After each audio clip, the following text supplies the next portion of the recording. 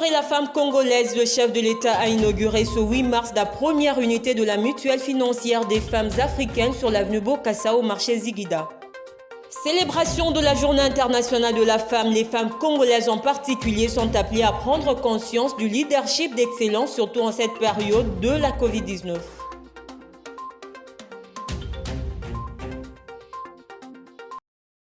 Dans ce journal, je suis très heureuse de vous retrouver en ce mois de mars, mois bien évidemment dédié à la femme. Sur ce plateau, nous aurons l'intervention de Magui Mboukou, elle est directrice générale de pourelle.info. Avec elle, nous allons débattre autour de la célébration de la journée du 8 mars, mais aussi elle va nous parler du palmarès de 50 femmes qui inspirent. Bonsoir Madame Magui. Bonsoir à vous. Bienvenue sur ce plateau de Vert Pâturage Télévision. Merci beaucoup de nous avoir honorés. Je reviens à vous tout à l'heure. Pour commencer, le chef de l'État a inauguré ce lundi 8 mars 2021 la première unité de la mutuelle financière des femmes africaines. La cérémonie a eu lieu sur l'avenue Bokassa. Plusieurs autres autorités ont pris part à cette cérémonie. Gemma Makwanzi vous en dit plus. Plusieurs autorités ont pris part à l'inauguration de la première unité de la mutuelle financière des femmes africaines sur l'avenue Bokassa dans la commune de Barumbu, en présence du chef de l'État. Prenant la parole, le gouverneur de la ville, Jean Tiningo Bila, a remercié le chef de l'État pour son engagement à soutenir les femmes. Pour honorer particulièrement la femme congolaise, son Excellence M. Félix Antoine Tshisekedi Tshilombo, président de la République et chef de l'État, a choisi cette circonstance pour inaugurer personnellement la première unité de la mutuelle financière des femmes africaines mise sur pied par la Fédération de la mutuelle de croissance communautaire. Excellence, Monsieur le Président de la République, pour votre présence en ce lieu, je tiens à vous remercier pour la marque de considération que vous manifestez à l'endroit de la gente féminine congolaise tout entière. Le chef de l'État a été invité alors à procéder à l'inauguration de la première unité de la mutuelle financière des femmes africaines et à visiter les locaux. Cette mutuelle financière des femmes africaines à s'élargir sur l'ensemble du territoire national, mais nous émettons également le vœu de voir les bâtiments construits ici sur l'avenue Luambo Matadi être clôturés. Notez que cette inauguration a eu lieu le jour de la célébration de la Journée internationale de la femme. Toujours avec le chef de l'État, il a effectué une visite à l'hôpital général de référence de Kinkole le dimanche 7 mars. Félix Antoine Tshisekedi s'y est rendu pour s'assurer des conditions de conservation des doses du vaccin contre la Covid-19. Ce lot de vaccins est arrivé à Kinshasa le 2 mars. Gemma Makwanzi revient.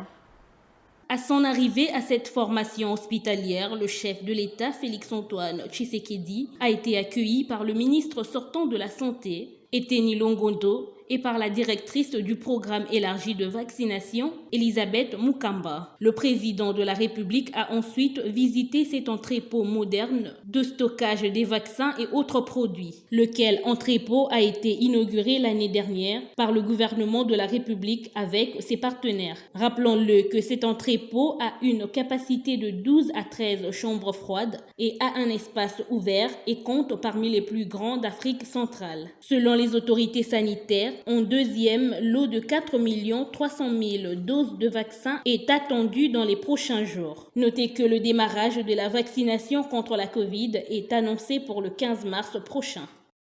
Célébration ce 8 mars de la Journée internationale de lutte pour les droits des femmes en RDC. La journée est placée sous le thème le leadership féminin, d'excellence, société égalitaire et numérique à l'ère de la Covid-19. Occasion pour la ministre d'État, ministre du Genre, Famille et Enfants, Béatrice Lemay-Atilité, de rappeler le rôle primordial que joue la femme dans l'encadrement de la famille, surtout en cette période de la crise sanitaire mondiale. Rachel Adassaliwala et Nika Mituga pour le reportage. Chers compatriotes, mesdames et messieurs, chères mamans, chers papas, chères filles et chers garçons, comme il est de coutume depuis 1975 et malgré l'émergence de la Covid-19, la communauté internationale célèbre le 8 mars de chaque année la Journée internationale de la femme. Pour mémoire, cette journée a été instaurée en vue d'établir un bilan par rapport à toutes les avancées enregistrées dans la quête de l'égalité des droits entre les sexes et d'amorcer un nouveau départ sur de nouvelles bases. Le 8 mars de cette année 2021, les Nations Unies ont proposé à la communauté internationale les thèmes d'orientation suivants. Leadership féminin pour un futur égalitaire dans le monde de la COVID-19. De ce thème international découle notre thème national, à savoir leadership féminin d'excellence, société égalitaire et numérique à l'ère de la COVID-19 en République démocratique du Congo. Mes chers compatriotes, ce thème national que je viens de vous présenter nous interpelle tous et toutes et nous demande d'accroître davantage les moyens et les opportunités à mettre à la portée de la femme afin de combler les gaps par rapport à l'homme dans un monde appelé à marcher grâce à l'information, surtout scientifique et numérique. La crise actuelle vient une fois de plus rappeler le rôle primordial de la femme dans l'encadrement de la famille comme cellule de base de notre pays.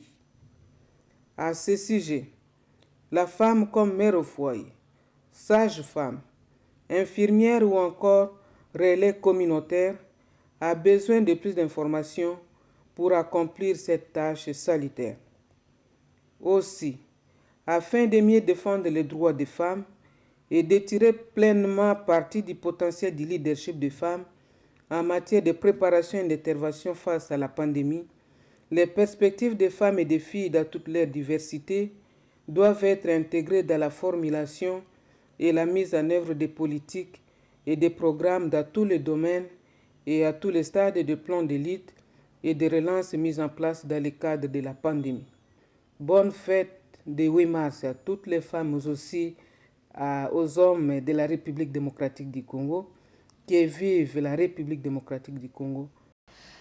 Rebonsoir Madame Magui, bienvenue encore sur ce plateau. Je suis à vous. Alors, le monde célèbre ce 8 mars la journée internationale de la femme. Que représente cette journée pour vous? Merci beaucoup Ida Malba pour la question. Cette journée a une grande importance, pas seulement pour moi, mais pour toutes les femmes du monde, parce que c'est une journée où les femmes ont l'occasion de faire, de revendiquer leurs droits, de dire à haute voix ce qu'elles ont comme problème.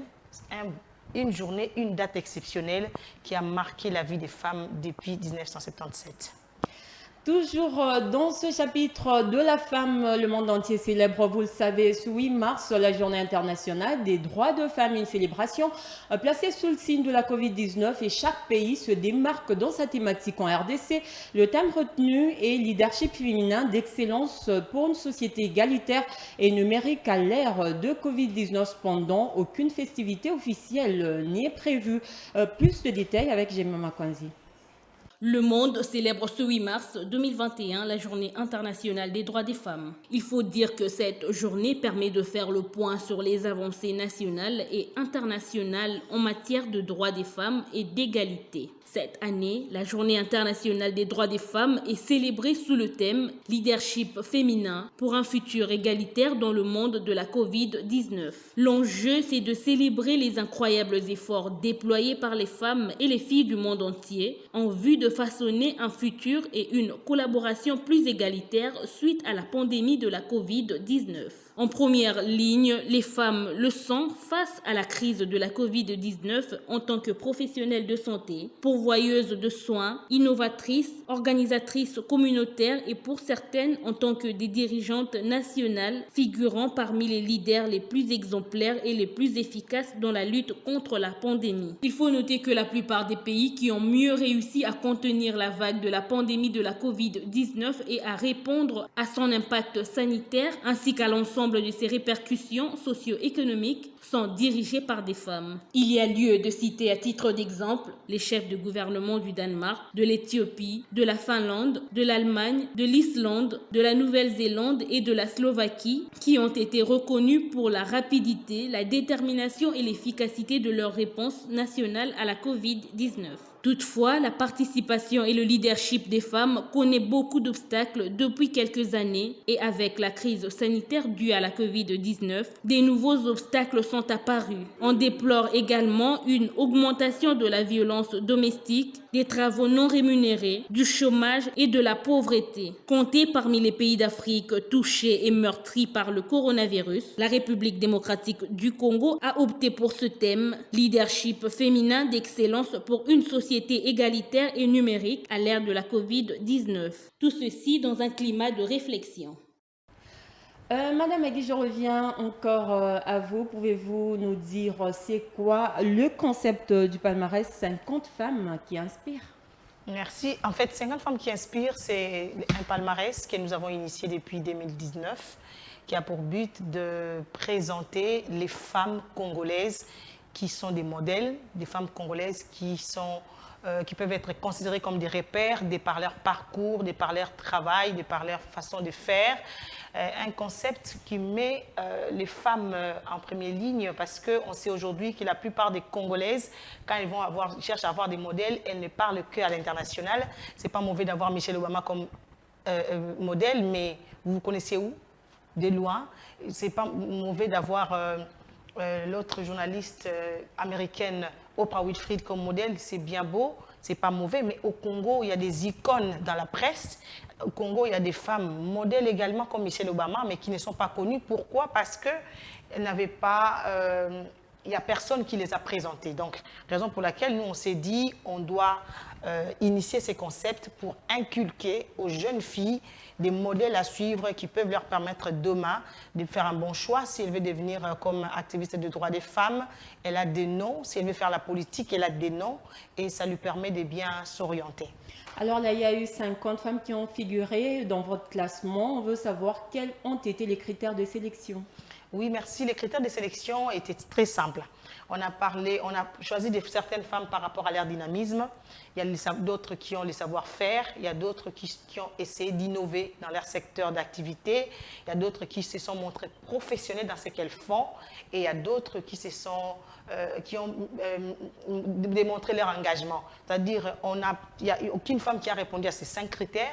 Il y a des femmes qu'on les a pris parce qu'elles sont engagées dans ce qu'elles font, surtout celles qui sont dans l'activisme des droits des femmes. Elles sont très engagées et elles s'y donnent pour rechercher à ce que les conditions des femmes s'améliorent. Voici les 5 critères qui ont milité au choix. Pouvez-vous nous citer quelques noms qui ont figuré parmi ces femmes? Oui, dans la catégorie politique, on avait 10 catégories, je rappelle. Okay. On avait la catégorie politique où on a F. Bazaïba, on a également Mme Liliane Pandé, qui est une femme politique mais qui milite là-bas à Lubumbashi. Les palmarès ne sont pas arrêtés seulement à Kinshasa. Dans la catégorie entrepreneuriat, nous avons Ale Gravoche. C'est une jeune fille qui a sa propre boulangerie. Et il y a une autre, Tissia Mukuna, qui s'est démarquée dans le café quinoa. Et dans la catégorie activisme des droits des femmes, nous avons Mme Sonia Lukusa. Beaucoup de personnes pensent qu'elle est seulement journaliste. C'est une grande activiste. Elle a milité pour que nous ayons l'article 14 dans la Constitution qui nous donne le droit à la parité. Mme Sonia Lukusa était parmi ces gens-là. Alors, à l'époque, c'était UNIFEM. Aujourd'hui, ONU Femmes. Donc, elle a travaillé comme activiste des droits des femmes et en étant journaliste en même temps. Dans l'activisme...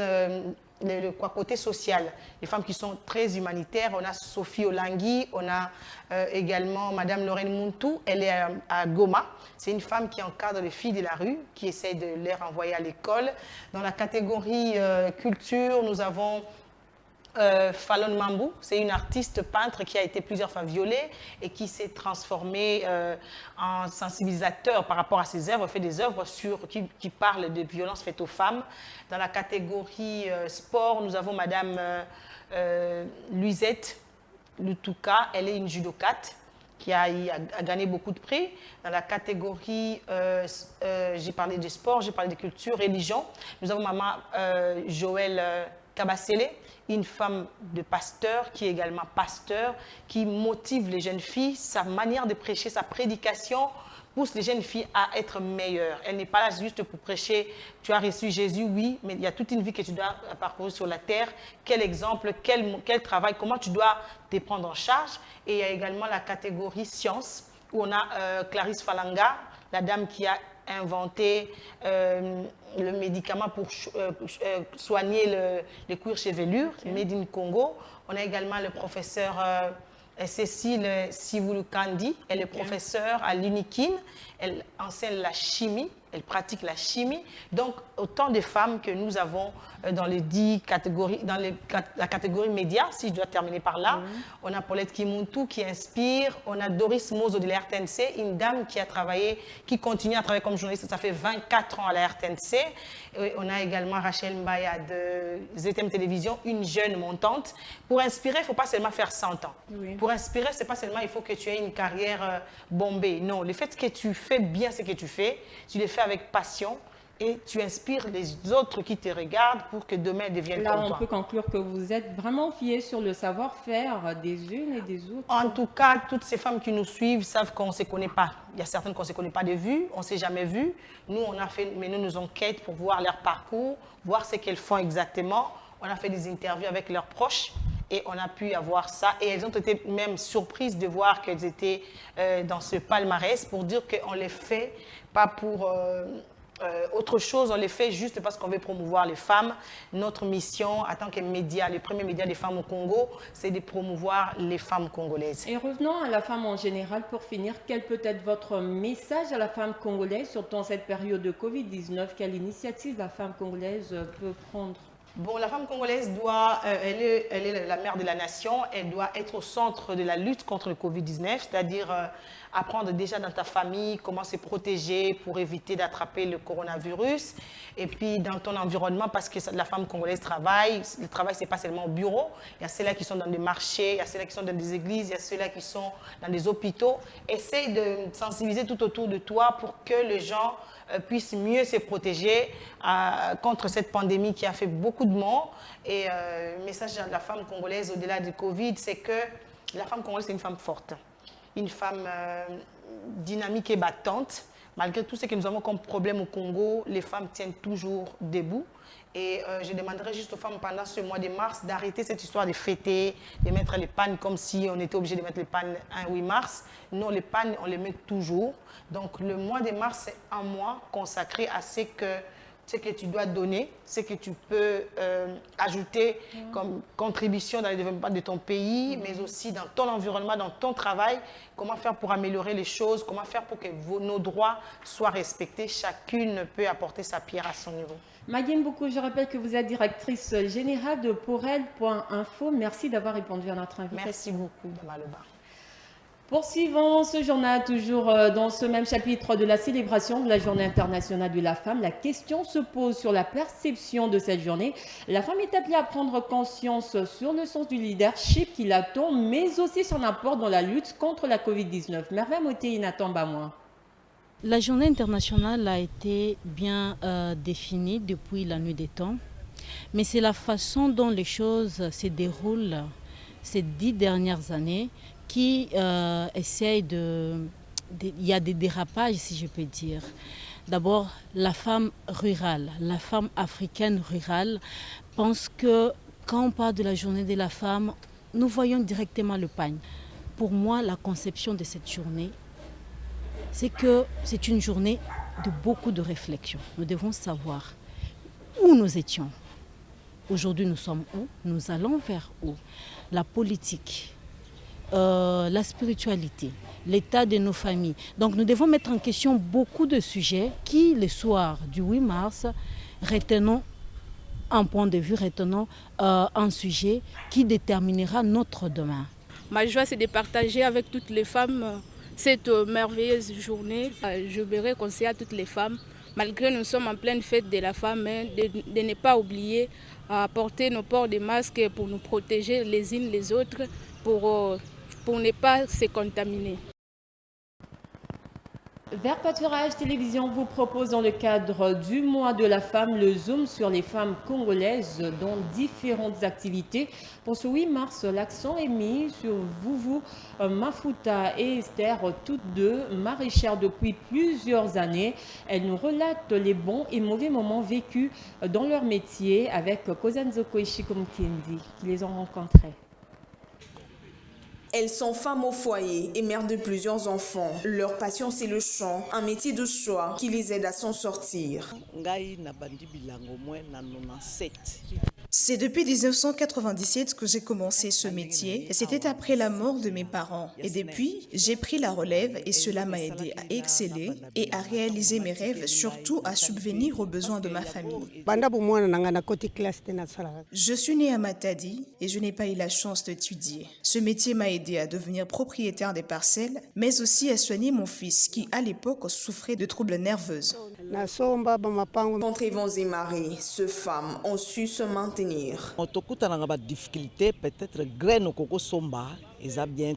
Nous rencontrons des difficultés telles que parfois les graines que nous achetons ne sont pas de bonne qualité et aussi la pluie détruit nos champs. Du côté avantage, nous arrivons à scolariser des enfants. Aujourd'hui, j'ai des universitaires dans ma famille et j'arrive à assumer quelques responsabilités dans le ménage. Comment font-elles pour l'éducation des enfants? Esther Zaya nous en parle.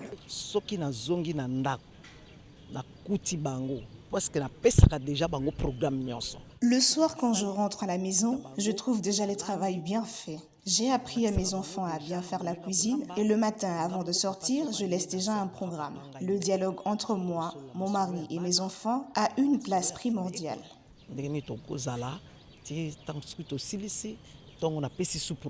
Ces femmes n'attendent qu'une seule chose, l'appui et le soutien du gouvernement congolais dans le secteur agricole en vue de leur développement.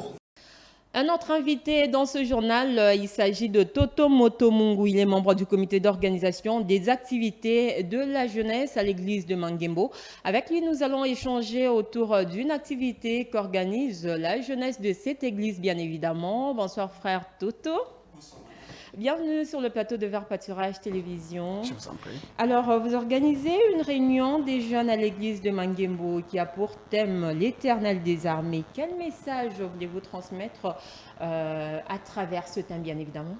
Merci madame. Comme vous avez dit, nous sommes une jeunesse chrétienne de l'église de Mangembo.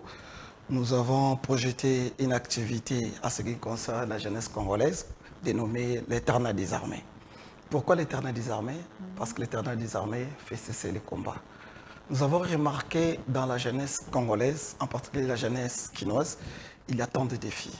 Les défis des mariages, les défis du travail, les défis des maladies, beaucoup de défis. Mais celle qui peut relever les défis, c'est l'Éternel des armées. On les appelle El Sabaoth, les dieux des combats. Il fait cesser les combats. Notre pasteur, l'autre fois, il a dit, la vie n'est pas un terrain de jeu, c'est un champ de bataille. Dans un champ de bataille, tu ne peux pas vaincre toi-même. Venez avec tes difficultés, tes combats. L'Éternel des armées fait cesser les combats.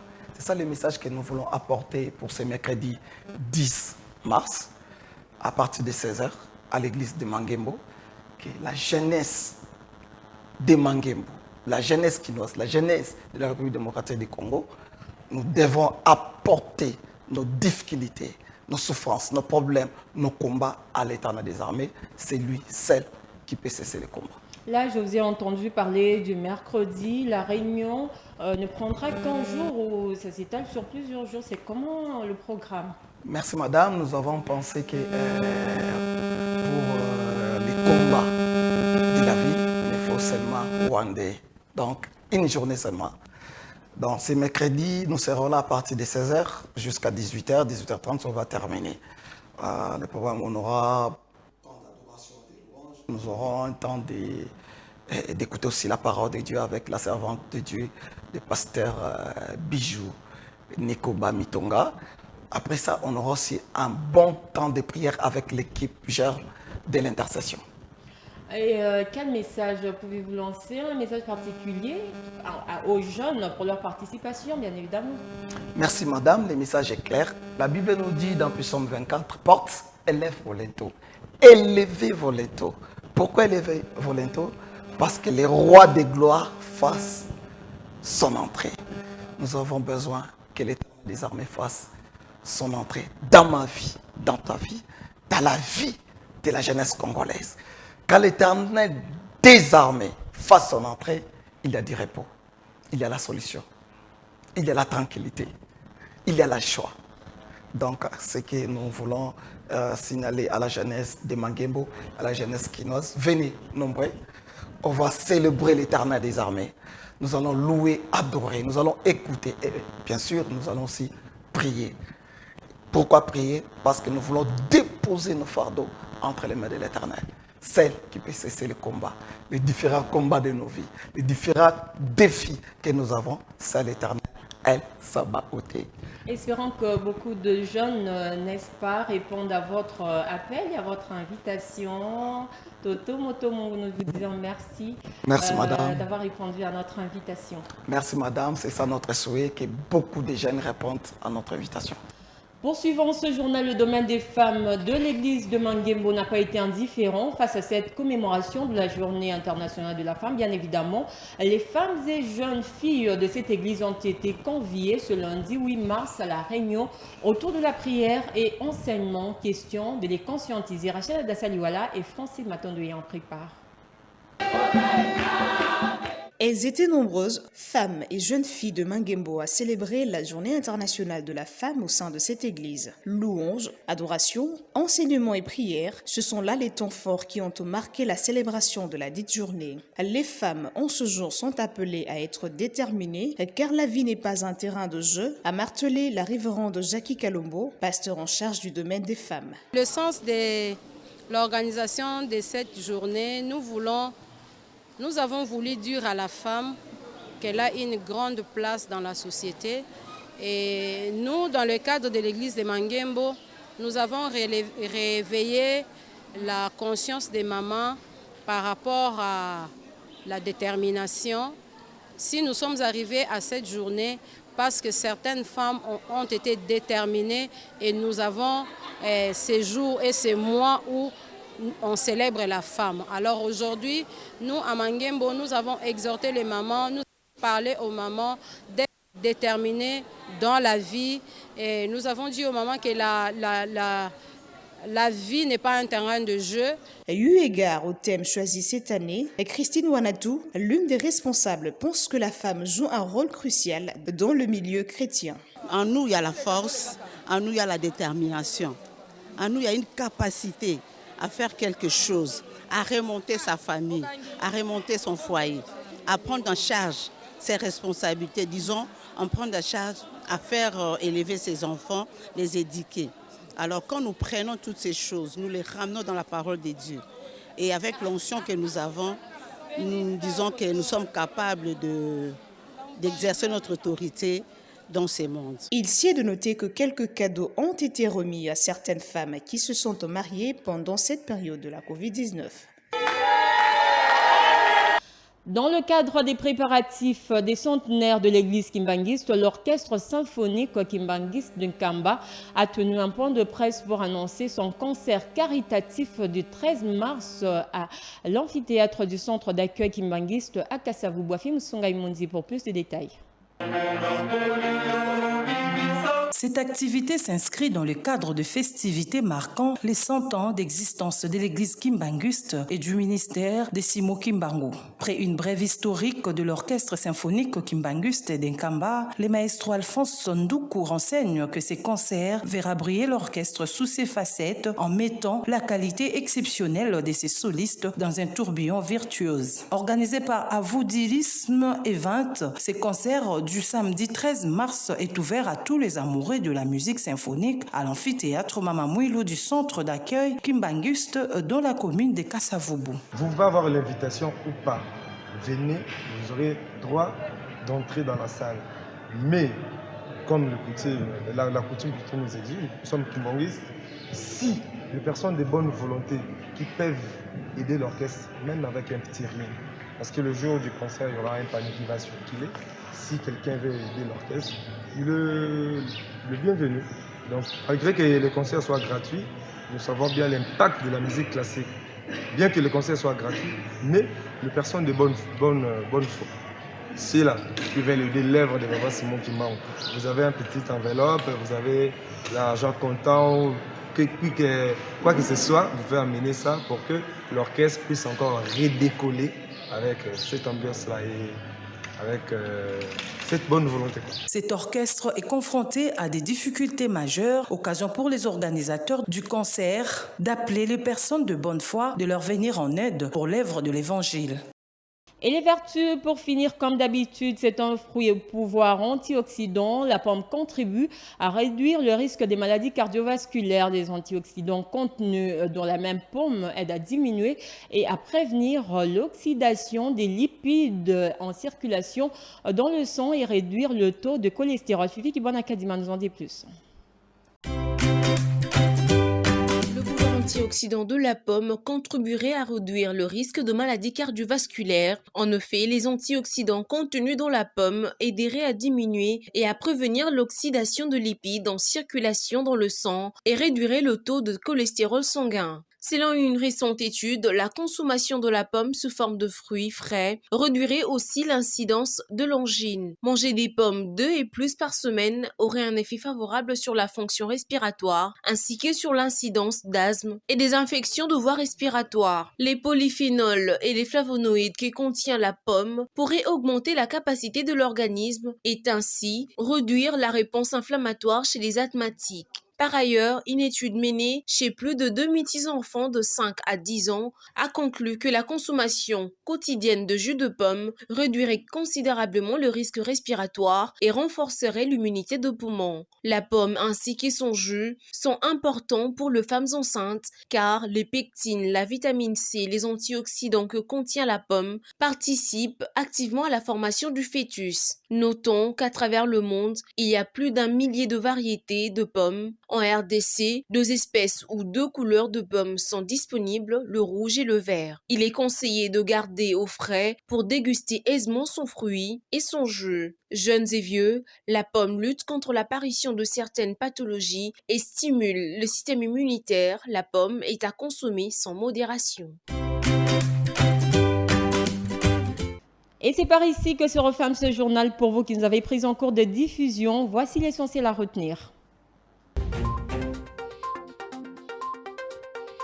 Pour honorer la femme congolaise, le chef de l'État a inauguré ce 8 mars la première unité de la mutuelle financière des femmes africaines sur l'avenue Bokassa au marché Ziguida.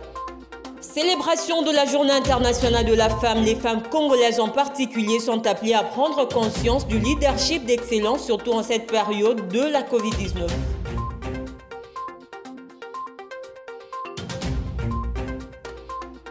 C'est la fin complète de ce journal. Merci à vous tous de nous avoir suivis. Retrouvez demain à 13h Rachel Adassalouala pour le bulletin d'information. Quant à moi, je serai de votre à 19h30 pour la grande édition de journal. Portez-vous bien, surtout bonne fête de la femme à toutes les femmes qui nous suivent. Au revoir.